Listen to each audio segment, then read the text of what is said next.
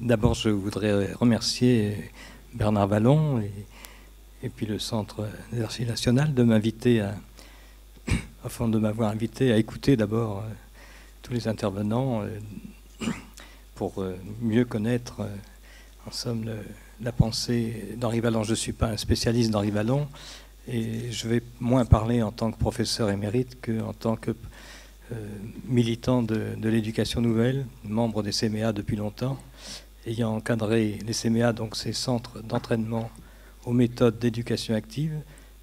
Et c'est le signifiant éducation active qui est important et non pas méthodes actives, parce que ce n'est pas tout à fait la même chose.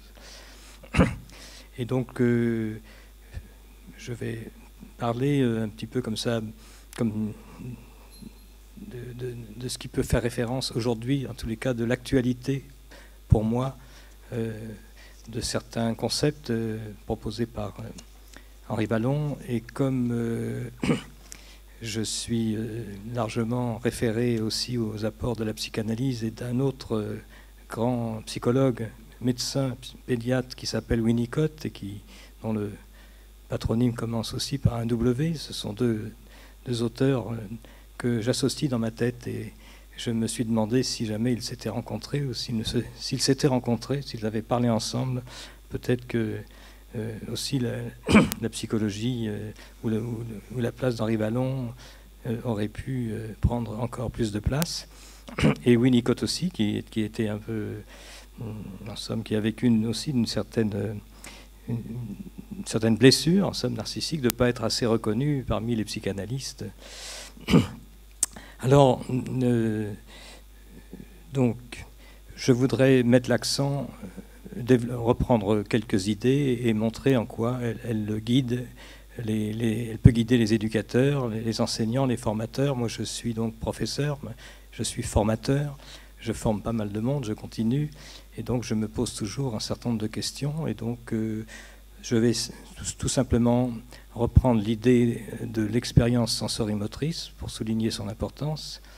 Je vais reprendre l'idée de milieu, l'idée de va-et-vient entre l'acte et la pensée, et la construction des représentations, et le problème de l'autre. Et donc, d'ailleurs, j'ai apporté avec moi le numéro spécial vers l'éducation nouvelle qui est paru donc en 1963, un an après le décès d'Henri Vallon. Et il est écrit sur la troisième de couverture que en 1962, vers l'éducation nouvelle, était imprimé en 37 000 exemplaires. J'ai demandé au rédacteur en chef hier quel était le nombre d'exemplaires imprimés de la revue, qui se présente comme ça, c'est le dernier numéro, ou un des derniers numéros, c'est 3 000 exemplaires. Alors ça ne veut pas dire qu'il n'est pas lu par plus de monde. Aujourd'hui, on lit différemment. En tous les cas, j'ai notamment relu le texte écrit par René Zazot, donc sur le problème de l'autre. Et dans ce texte, René Zazot, au fond, écrit une sorte de travail introspectif de sa relation à Henri Vallon, et en somme, Henri Vallon en lui-même. Et c'est donc assez intéressant de lire ce texte. Donc, ça serait bien qu'on le réédite peut-être pour que tout le monde en ait connaissance. Alors, je vais faire référence en même temps au fait que je suis impliqué, en effet, dans pas mal d'endroits aujourd'hui. Je siège encore au Conseil national de l'innovation pour la réussite éducative. Et ce conseil a été mis en place par Vincent Payon et Georges Paul-Angevin en avril 2013. Et donc on était censé se réunir et faire des propositions de changement au ministre pour modifier, en somme, l'école.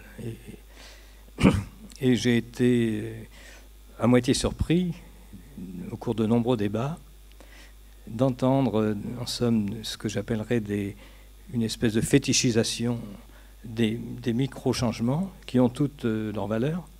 Mais dès qu'il était question de changer, en somme, l'environnement de l'école, les modes d'organisation, les médiations, la façon aussi de se situer en tant qu'adulte et en tant que professeur, eh bien, il y avait une partie de l'assistance, pas tous, qui n'étaient pas tout à fait favorables. En tous les cas, tous ceux qui représentaient l'administration centrale de l'éducation nationale freinaient des cas de fer. Donc dès qu'il s'agit, en effet, de micro-changements qui ont chacun leur valeur, alors à ce moment-là, il y a une valorisation de l'expérience, on les met en vitrine, de l'expérimentation, on les met en vitrine, mais dès que l'on dit qu'un micro-changement ne peut prendre sens, ne prend pas le même sens quand il est intégré à un fonctionnement global de l'environnement scolaire et que, en somme, on ne pourrait pas avoir les mêmes effets, notamment en matière de socialisation, et on en parle beaucoup, d'éducation à la citoyenneté. Lundi prochain, il y a une réunion au ministère sur les valeurs de la République, auquel je vais participer au nom des CMA. On voit bien combien, au fond, cette idée de milieu et d'environnement, je prends le mot environnement parce que c'est celui de Winnicott, mais qui était assez semblable à celui de milieu chez Vallon, et à quel point, en fin de compte, on a du mal, en tous les cas, les politiques, peut-être pas les psychologues ou les anthropologues, peut-être pas les historiens, mais en tous les cas, les politiques ont du mal à accepter cette idée que le milieu est pour quelque chose, en somme, dans le plaisir et dans le bien-être, ou en somme, dans les appétences, dans le développement de la curiosité, dans l'entretien de la curiosité et dans le rapport à la tâche scolaire. Donc, le milieu, et je reviendrai après sur l'expérience sensorimotrice, le milieu, c'est au contraire justement ce sur quoi, en tant qu'enseignant ou en tant que responsable d'une structure scolaire, on peut agir. C'est l'ensemble. Qu'est-ce que c'est que le milieu? C'est à la fois l'ensemble des médiations physiques, matérielles, techniques, et aujourd'hui on pourrait appeler technologiques, que l'on peut mobiliser et rendre présent autour d'un enfant de telle façon que le milieu soit stimulant. En parlant comme ça, je parle aussi des idées de l'éducation nouvelle, bien sûr.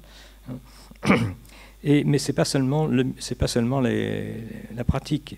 J'ai observé des fois des milieux où les adultes, les éducateurs, les formateurs ou les animateurs avaient été très productifs en manière d'aménagement du milieu, et ensuite ils étaient absents.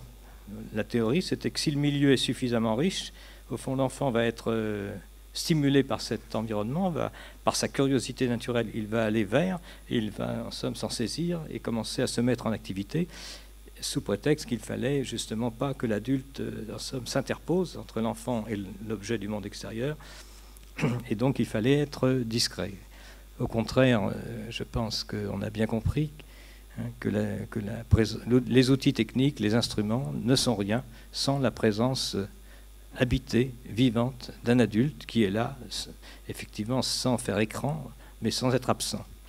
Donc on peut reconnaître là, en creux, aussi les confusions dans les modèles pédagogiques entre le laisser-faire et la non-directivité, puisque, en effet, il s'agit d'être présent et d'être là avec, et qu'on fait partie de l'environnement. Donc, qu'est-ce que c'est que le milieu? Qu'est-ce que c'est que l'environnement? C'est l'ensemble, en somme, des outils techniques, des médiations. C'est aussi les modèles d'organisation qui, en somme, proposent un système de configuration de place et de relations de place entre les enfants entre eux et entre les adultes entre eux et les adultes et les enfants. Cette question n'est pas abordée. Et puis évidemment, c'est aussi tout ce qui est immatériel, c'est la qualité de présence en tant que personne auprès des enfants ou auprès de ses collègues. L'expérience sensorimotrice. Dans les rencontres que l'on a aujourd'hui avec, disons, les représentants des ministères qui s'occupent de l'enfance ou de la jeunesse ou des élèves, on a une sorte d'injonction. Qu'est-ce que vous faites? Est-ce que vous mettez du numérique partout? Je caricature à peine. Alors, et à ce moment-là, moi je pense évidemment à Vallon et à l'expérience sensorimotrice, où je pense à d'autres auteurs qui disent que l'être humain se nourrit de l'ensemble de ses expériences sensorielles et émotionnelles, et en somme de la mobilisation de son corps dans son rapport à lui-même et à l'environnement. Et donc j'ai été heureux d'entendre Jacqueline Nadel tout à l'heure mettre l'accent en somme sur l'importance de l'expérience émotionnelle.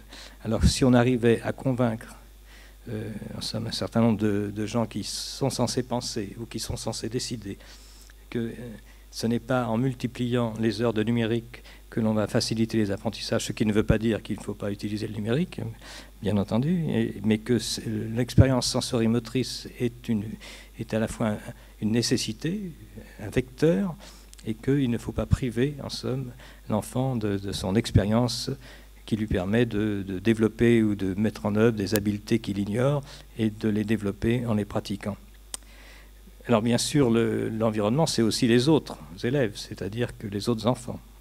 Je suis, moi, de formation groupaliste, donc je ne développerai pas ça, mais évidemment, l'environnement, c'est aussi le groupe. C'est aussi le groupe, c'est la façon dont un professeur s'adresse à un groupe. C'est la façon dont, en tant qu'élève, on s'adresse aux autres, et ça, on est dans le problème de l'autre. Qu'est-ce que représente l'autre pour moi?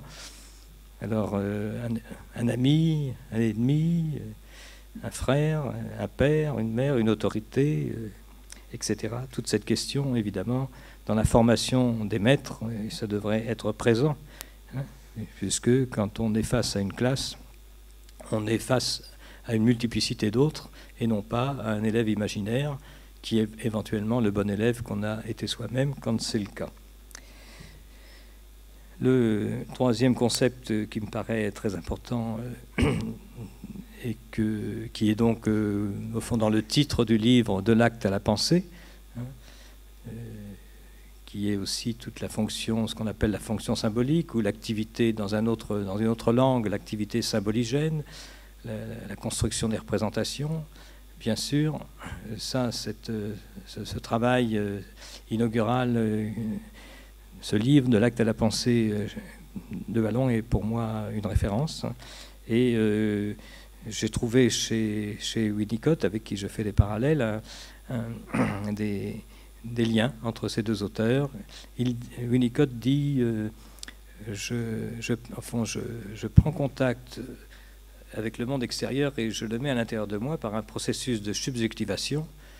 Et c'est en parlant, en réfléchissant et en me confrontant aux autres que je vais m'engager dans un processus d'objectivation. Et la connaissance de moi, de l'autre, du soi, du non-soi, de ma relation avec le monde extérieur, elle est dans cette navette constante, hein, qui est d'abord, en somme, par la prise en soi, par une expérience sensorielle, émotionnelle, hein, qui fait que je est subjective.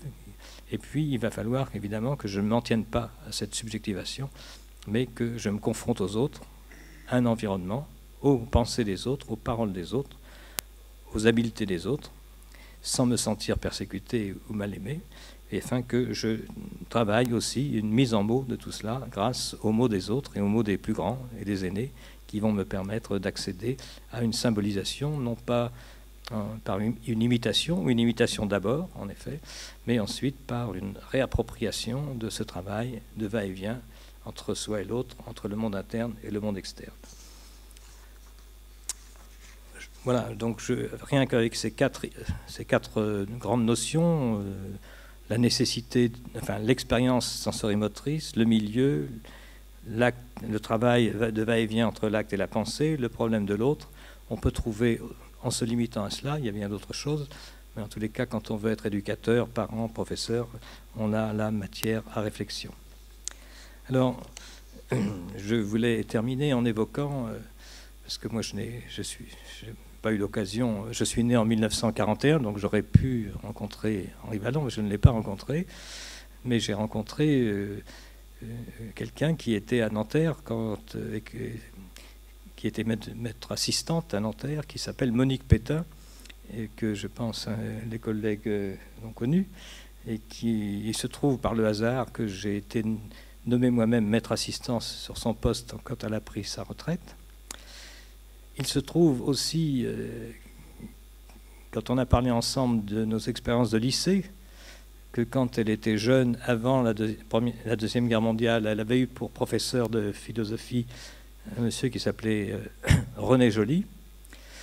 Et nous sommes dans sa première année de professeur de philosophie, et moi j'ai eu René Joly au lycée Turgot lorsqu'il faisait sa dernière année de professeur, et qui était militant communiste, qui avait été déporté comme Monique Pétain, et qui avait travaillé avec Georges Politzer.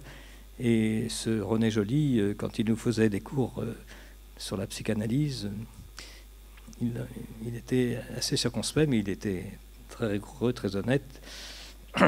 Et voilà. Et Monique Pétain, quand elle a pris sa retraite, nous avons parlé longuement. Et elle me dit, dans les dernières années de vie d'Henri Vallon, j'ai souvent parlé avec lui. Et à la fin de sa vie, m'a-t-elle dit, il m'a confié, au fond, que son seul regret dans la vie, aujourd'hui, c'était de ne pas avoir engagé une psychanalyse. Alors je ne sais pas s'il a confié ça à d'autres qu'à Monique Pétain, mais je me suis dit que j'allais vous le confier à mon tour, si jamais j'étais le seul messager, mais peut-être y en a-t-il eu d'autres. Merci.